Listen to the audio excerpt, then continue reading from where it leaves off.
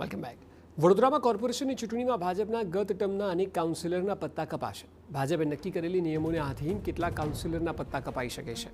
ભાજપના કેટલાક પૂર્વ કાઉન્સિલરોએ નથી કરી દાવેદારી. વિવાદમાં આવેલા કાઉન્સિલરની પણ ટિકિટ કપાય તેવી શક્યતા છે.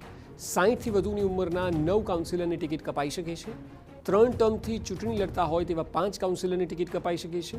પૂર્વ ડેપ્યુટી મેયર ચિરાગ બારોટ, પૂર્વ મેયર નિલેશ રાઠોડ, પૂર્વ સ્થાયી અધ્યક્ષ હિતેન્દ્ર પટેલ અને નીતિન ડોંગા સહિતના કાઉન્સિલરની ટિકિટ કપાઈ શકે છે. પૂર્વ મેયર પિંકી સોની, ડેપ્યુટી મેયર નંદા જોશી અને પરાક્રમસિંહ જાડેજા ચૂંટણી નહીં લડવાની જાહેરાત કરી દીધી છે.